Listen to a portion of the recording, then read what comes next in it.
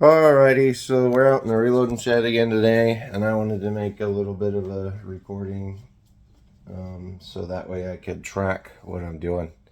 Um, this shed's a fucking mess already. So I've got a bunch of already made, already sized 308.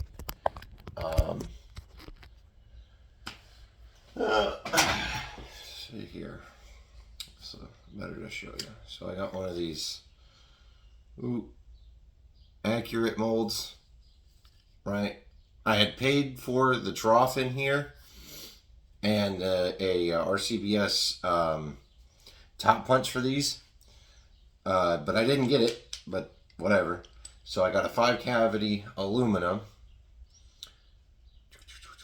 right? This is the mold. It's supposed to be basically his heaviest mold. It's a 31-264R, right? So your base is supposed to be 308 and it tapers up all the way. And it actually produces, and this uses the Lee 6 cavity mold handles, and it's a 5 cavity mold. I'm kind of impressed with the craftsmanship, other than the fact the screw plate does loosen up even though it has a set screw in it. It is right-handed thread, and that's something that Lee did get right as a left-handed thread. But every Lee one that I have to quite literally modify it to each one, or modify them, and put that kind of set screw type thing in that screw, so that way it won't modify. So that way it won't back out. Here's one that hasn't been sized, just to get a reference of weight. That's just been powder coated. They're only throwing, I don't know if you can read that or not, they're throwing 247.9. So that particular one's that heavy. Let's go ahead and size it here.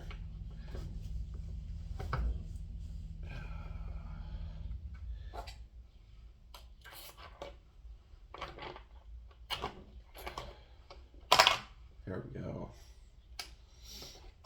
This video is going to be longer than it has to be, just because. No good reason, just because. So size it, wipe it down. 247.9, so it doesn't lose anything by sizing, just, just sizes it down.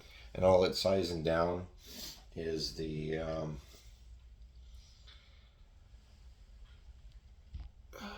about here you have on this bullet, come on,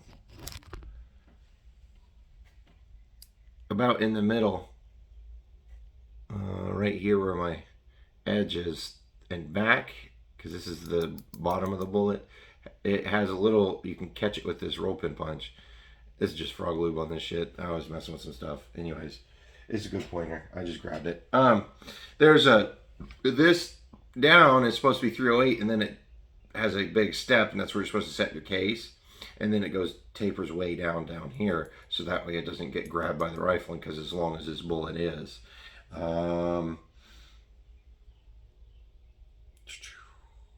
It's definitely, it's about 1.25 inches or so. So, I'm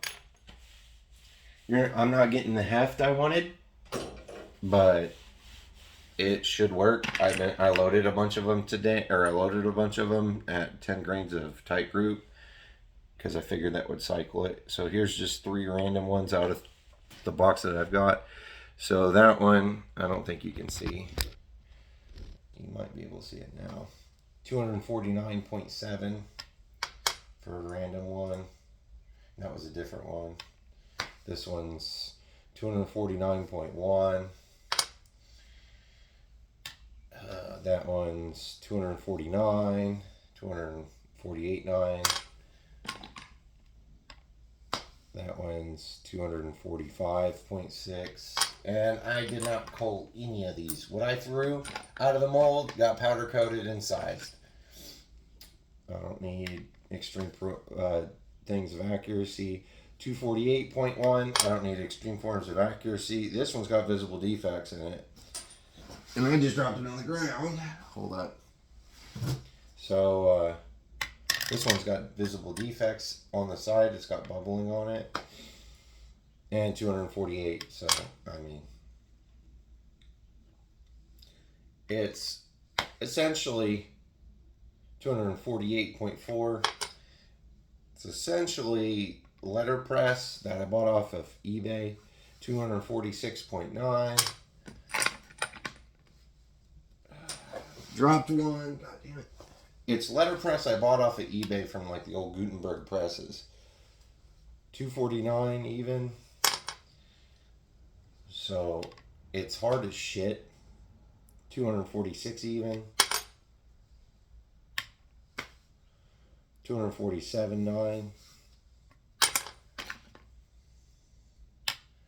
Here's another random one. 247.2. Here's another random one. 246.5.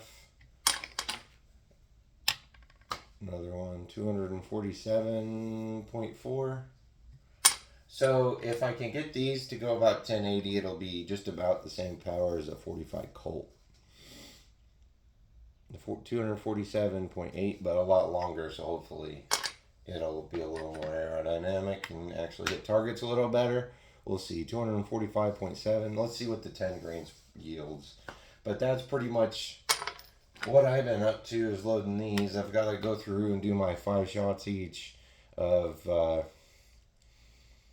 10th.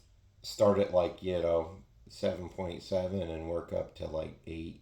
1/10 of a grain each and weigh each one. I didn't do that because it's too much work, just to fuck around, because all I'm trying to do right now is pull trigger, because I do have a load that kind of works. So yeah, I've been messing with fucking spray painting shit, because why not? Rattle can go burr.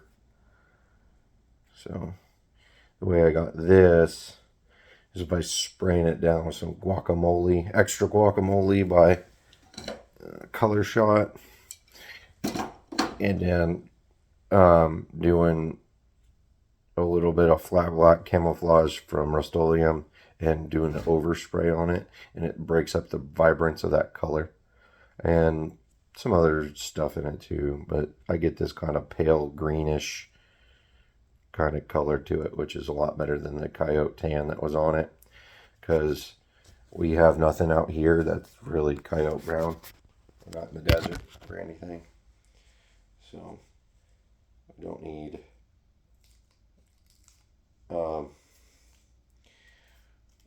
that. I need dark browns, and I need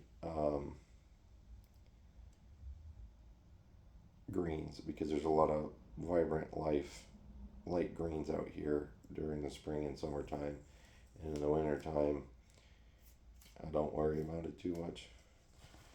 In the wintertime it's just all kind of brownish,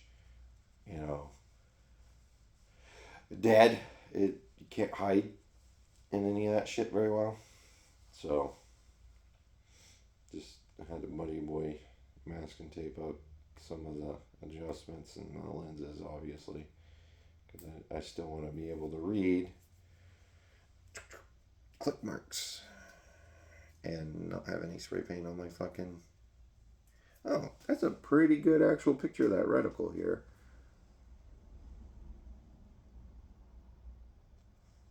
Let's see if it'll focus with a finger. That's the 3 power. I got it for less than $300 shipped to me because it was on sale, because the specific color was on sale. So I was like, fuck it. Spray paint can change the color of it.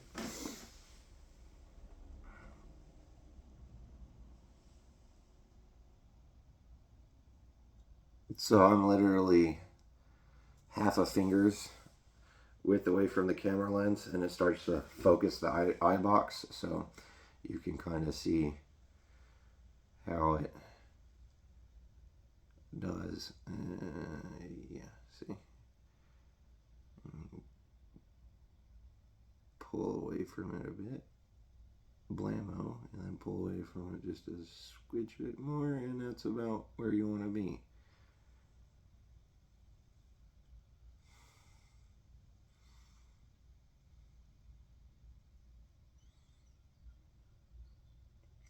Yeah, I like it. It does my purpose. I need to figure out my load so I can sight it in and write up a dope card and tape it to the side of my weapon, or actually like mark it down in Sharpie or some shit. So that way I know, hey, this distance. Use this reticle.